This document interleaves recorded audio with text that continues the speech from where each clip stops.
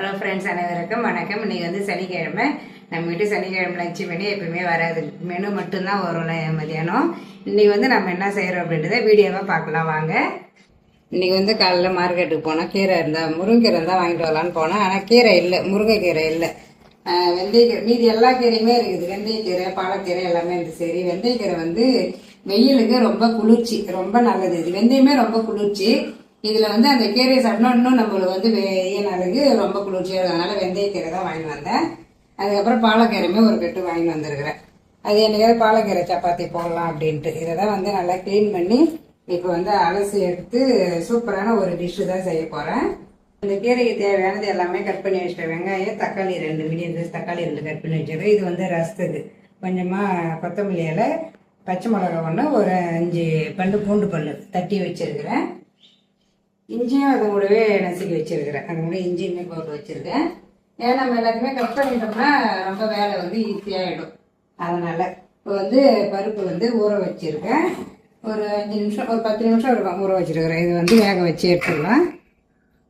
இது வந்து வாழைக்காய் வந்து எங்கள் வீட்டுக்காரர் கூட வேலை செய்கிறவங்க அவங்க வீட்டில் இருந்ததுன்னு கொடுத்து அனுப்பிச்சாங்க. பெரிய பெரிய சீப்புங்க, நல்லாவே பெரிய சீப்பு, 3 சீப்பு கொடுத்து அனுப்பிச்சாங்க. அவ்வளோ வச்சு நம்ம என்ன பண்ண போகிறோம் அப்படின்னு சொல்லிட்டு எங்கள் வீட்டுக்காரர் ஃப்ரெண்டுங்க எங்கே இருக்கிறவங்க கிட்ட கொடுக்க சொல்லி கொடுத்துட்டேன். ஒரு 1.5 சீப்பு அளவுக்கு. மீதி வந்து நான் வச்சேன். ஏன்னா சிப்ஸு போடலாம், சிப்ஸு போட்டு வச்சா பசங்க சாப்பிட்டுக்கலாம், சாப்பாடும் தொட்டுக்கலாம், ஸ்நாக்ஸாகவும் சாப்பிட்டுக்கலாம். அதனால் வந்து நல்லா முத்தி இருந்தது. அதனால் வாழைக்காய் வந்து இன்னைக்கு சிப்ஸு போட போகிறேன். அதுக்கப்புறம் வாழைப்பழமே 2 சீப்பு வாழைப்பழம் கொடுத்து அனுப்பிச்சாங்க. இந்த மாதிரி வாழை சீப்பு 2 சீப்பு கொடுத்து அனுப்பிச்சாங்க. வாழைத்தண்டு இது எல்லாமே கொடுத்து அனுப்பிச்சிருந்தாங்க.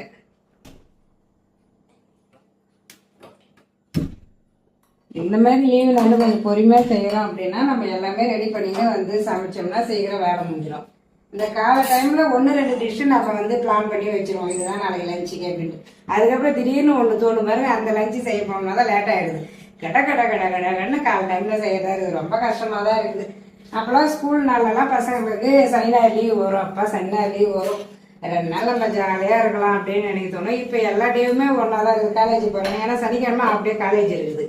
அதனால் காலையில் எழுந்து அவங்க கிளம்புறதான் பார்ப்பாங்க. அது முதல்ல லீவுனா அம்மா வீட்டுக்கு போகணும் அப்படின்னு இருக்கும். பசங்க ஸ்கூல் படிக்கலாம் ஜாலியாக. சனி ஞாயிறுனா அம்மா வீடு தான். அதெல்லாம் காலமே மாறி போச்சு. நான் வந்து ஸ்நாக்ஸ் வந்து எங்கள் வீட்டில் வந்து பெரும்பாலும் வந்து வெளியில் அவ்வளோ ரொம்பலாம் வாங்க மாட்டோம். எப்பயாவது தான் வாங்குவோம். ஏன்னா வீட்டிலே வந்து நம்ம வந்து நல்லா சாப்பாடு செஞ்சிடுவோம், அது கூட ஏதாவது ஸ்நாக்ஸ் செஞ்சிருவேன். அதனால் வெளியில் வந்து ரேர் தான் எங்கள் வீட்டில் வந்து. அதை நாங்கள் செய்ய முடியாத ஸ்நாக்ஸை வாங்குவோம். என்ன வாங்குவோம்னா பப்ஸு வாங்குவோம். அதுக்கப்புறம் முறுக்கு அதெல்லாம் எப்போயாவது வாங்குவோம். ஆனால் அடிக்கடி வந்து ஸ்நாக்ஸுன்னு கடையில் போய் நாங்கள் வாங்குறதே இல்லை.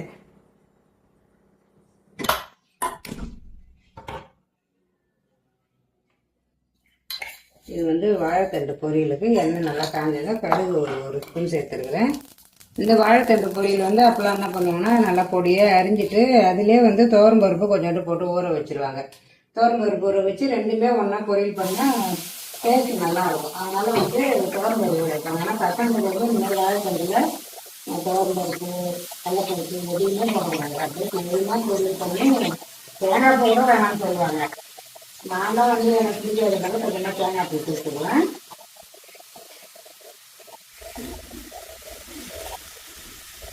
இதுலேயே வந்து காஞ்ச மிளகாய் தான் காரத்தை கிள்ளி போட்டுக்கலாம் காரத்துக்கு. ஆனால் நான் வந்து மிளகாத்தூள் தான் போட போகிறேன். இது வந்து இந்த வெந்தயக்கீரை தால் வைக்கிறதுக்கு எண்ணெய் ஊற்றி எண்ணெய் நல்லாவே காஞ்சதும் கடுகு ஒரு ஸ்பூன் சேர்த்துருக்கேன். ஒரு 1/4 ஸ்பூன் அளவுக்கு கொஞ்சமாக ஜீரகம். வந்து சிப்ஸுக்கு எண்ணெய் நல்லாவே காஞ்சிடுது. இதிலே சீவி விட்டுறாலும் சீவிக்கலாம், இல்லை நீங்கள் தனியாக ஒரு பாத்திரத்தில் வந்து தண்ணி வச்சு அதில் சீவி கருப்பாயிடும். அதனால் தனியாக சீவி செய்யறதுனால செய்யலாம். ஏன்னா இதில் அனல் அடிக்கும், கொஞ்சம் பார்த்து தான் செய்யணும். வாழைத்தண்டுக்கு தேவையான உப்பு மிளகாத்தூள் 2மே ஒன்றாவே சேர்த்துக்கிறேன். கொஞ்சமாக தான், ஏன்னா வாழைத்தண்டு வந்து காரம் தாங்காது அப்படின்னு சொல்லுவாங்க. அதனால் ஒரு 1/2 ஸ்பூன் அளவு தான் மிளகாத்தூள் சேர்த்துருக்கேன். இது நல்லா மிக்ஸ் பண்ணிட்டு இது வேகிற அளவு கொஞ்சமாக தண்ணி சேர்த்துக்கிறேன். கடுகு ஜீரகம் நல்லா பொரிஞ்சதை கட் பண்ண வெங்காயம் சேர்த்துக்கிறேன். நல்லா பொடியாக கட் பண்ண பச்சை மிளகா 1,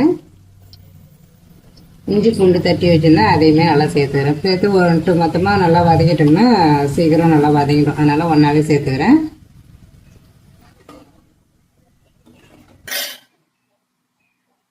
இந்த வாழைத்தண்டு ரொம்பலாம் தண்ணி சேர்க்க வேணாம், கொஞ்சமாக அதில் தண்ணி ஒரு அரை டம்ளர் அளவுக்கு தண்ணி சேர்த்துருக்கேன்.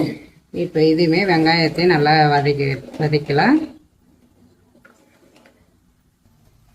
இது நல்லாவே இந்த அளவுக்கு கலர் மாறணும் லைட்டாக அப்படி மிக்ஸ் பண்ணி விட்டுக்கோங்க. ஏன்னா இது திருப்பிலாம் விட முடியாது.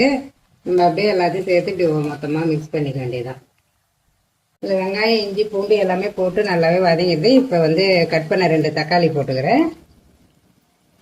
என்னோட யூடியூப் சேனல் வந்து என் ஃப்ரெண்டுங்க வந்து என்னை வந்து ஏன் என் சேனல் ஆரம்பிச்ச, எதுக்கு உனக்கு அப்படின்னு சொல்லிட்டு ஒரு சில பேர் கேட்பாங்க, எதுக்கு இது டென்ஷனு அப்படின்ட்டு. உண்மையே நான் வந்து யூடியூப்லாம் சாதாரணமாக இல்லை. யூடியூப் நடத்துகிறவங்க எல்லாருமே கொஞ்சம் பாவம் தான். நம்ம வந்து சொல்கிறோம் இவங்க என்ன ஜலையிலேயே போட்டு போகிறாங்க அப்படின்றோம். ஆனால் ரொம்ப கஷ்டங்க. என் ஃப்ரெண்டு ஒருத்தர் கேட்டாங்க, நான் ஆரம்பிக்க போகிறேன் அப்படின்ட்டு. நான் தான் சொன்னேன், தெரிஞ்சு ஆரம்பிச்சிடாதீங்க. அப்படியே ஆரம்பித்தாலும் நீங்கள் வந்து கொஞ்சம் யோசித்து செய்யுங்க. நம்மளுக்கு கூட ஒரு ஆள் ஹெல்ப்புக்கும் இருக்கணும். அதே சமயம் இதை வந்து நம்ம ரெகுலராக ரன் பண்ண முடியணும் அப்படின்னு சொல்லிட்டு சொன்னேன்.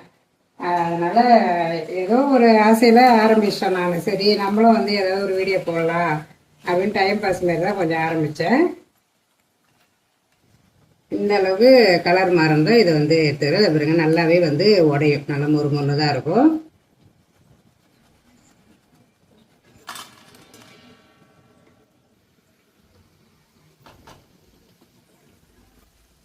இது வந்து தக்காளியுமே நல்லா வதங்கிடுது. இப்போ க்ளீன் பண்ணி வச்சிருந்த வெந்தயக்கீரை சேர்த்துறேன். இது வந்து ஒரு கட்டு வெந்தயக்கீரை 30 ரூபாய். இது ஒரு வெந்தயக்கீரை கட்டு. அப்போல்லாம் வந்து சொல்லுவாங்க, நம்ம வந்து சொத்து சோகம் சேர்த்துக்கிறத உடம்பு ஆரோக்கியத்தை சேர்க்கணும் அப்படின்ட்டு. உடம்பு ஆரோக்கியம் இல்லாதவங்களுக்கு தெரியும் நம்ம வந்து எவ்வளோ ஆரோக்கியமாக இருக்கணும் அப்படின்றது. ஏன்னா நம்ம சேமிக்கிறது, நம்ம வந்து சம்பாதிக்கிறதுல 1% ஒரு பாதி அளவு சேமிக்கணுன்றாங்க. ஆனால் அந்த அளவுலாம் சேமிக்க முடியாது. ஓரளவு நம்ம சேமிப்புன்னு கொஞ்சம் எடுத்து வச்சு மீதி வந்து நம்ம உடம்புக்காக கொஞ்சம் செலவு பண்ணி நம்ம சாப்பிட்றது தப்பு இல்லைங்க. ஏன்னா நம்ம ஆரோக்கியமாக இருந்தால் தான் அடுத்தடுத்து வந்து நம்ம ஏதாவது செய்ய முடியும். நம்மளுக்கு உடம்பு ஆரோக்கியம் ரொம்பவே முக்கியம். கீரை பாருங்க, ஒரு கட்டு கீரை அவ்வளோ போட்டேன். நல்லா வதங்கும். இந்த அளவுக்கு சுருண்டு வந்துருக்கு. நல்லாவே வதக்குங்க. அது லைட்டாக சிறு கசப்பாக இருக்கும். அதனால தான் கொஞ்சம் அதை நல்லாவே வதக்கணும். வாழைத்தண்டுமே நல்லாவே ரெடி ஆகிடுச்சு. நான் வந்து இன்னைக்கு கொஞ்சமாக தேங்காய் பூ தான் போடுறேன். ஏன்னா அது பிளைனாக இருந்தால் எனக்கு பிடிக்காது. பசங்களுக்கு தான் அது தேங்காய் பூ இல்லாமல் கேட்பாங்க. கொஞ்சமாக சேர்த்துக்கலாம்.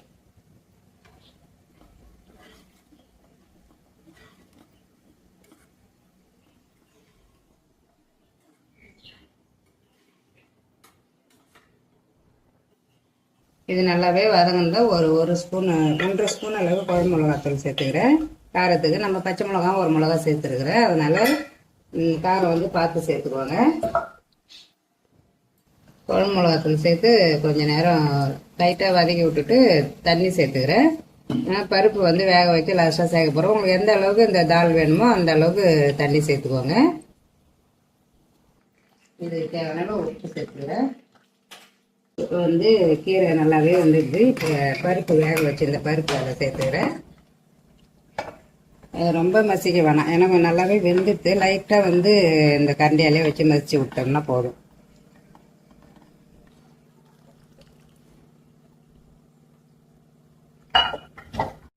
பருப்பும் ஊற்றி நல்லாவே ஒரு கொதி வந்துட்டு நல்லா சூப்பராக வந்து கமன்னு கஸ்தூரி மேத்தி தால் சூப்பராக ரெடி ஆயிடுச்சு.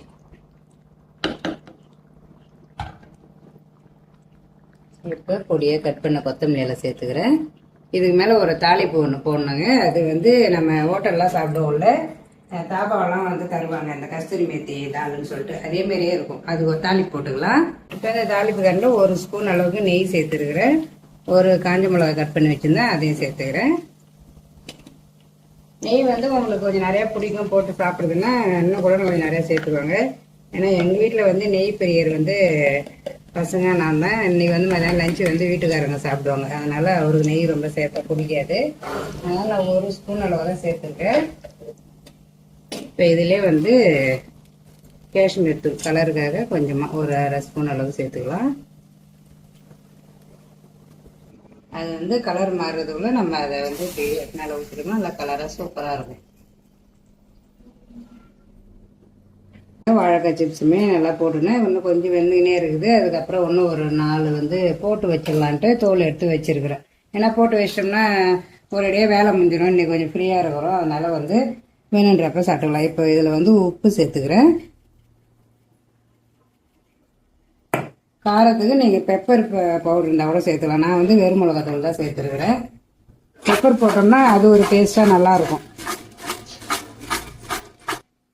இந்த மாதிரி நிறைய வாழை இறப்ப இந்த மாதிரி சிப்ஸ் போட்டு நல்லா கண்ணாடி பாட்டிலில் இல்லை பிளாஸ்டிக் பாட்டிலில் போட மாட்டேன், சில்வர் பாட்டிலில் தான் வைப்பேன். அந்த மாதிரி வச்சோம்னா ஒரு 2-3 நாளைக்கு வரதே அதிகம். எங்கள் வீட்டில் வந்து போடவுலே பாதி வந்து காலி ஆகிடும். ஏன்னா ரொம்ப பிடிக்கும் அது எங்களுக்கு எல்லாருமே. அதுக்கப்புறம் சாதம் வெந்துடுது. சாதமே வச்சிட்டேன். சாதம் வெந்துட்டு இருக்குது. இந்த சிப்ஸ் வேலை முடிஞ்சுன்னா அவ்வளோதான் வேலை முடியுது. அதுக்கப்புறம் நல்லா வெந்தயக்கீரை தால் தண்டு பொரியலும் ரெடி ஆகிடுச்சு. அதுக்கப்புறம் ரசமும் வச்சிட்டேன். நல்லா சூப்பராக வந்து ஒரு தக்காளி ரசம் கமகமன்னு. இந்த மணி பிளான்ட் வந்து பாருங்கள் கொஞ்சமாக நல்லா அங்கங்கே அப்படியே வளருது அழகாக. இந்தமாரியே வளரல, கொடியாக வந்துட்டு இருந்து இப்போ கொஞ்சம் வளருது, பரவாயில்ல. சூப்பராகவே இந்த வீடியோ உங்களுக்கு பிடிச்சிருக்குன்னு நினைக்கிறேன். பிடிச்சிருந்தா லைக் பண்ணுங்கள், ஷேர் பண்ணுங்கள், கமெண்ட் பண்ணுங்கள். நம்ம சிகப்பு ரோஜா சேனலுக்கு சப்ஸ்கிரைப் பண்ணுங்கள். பாய்.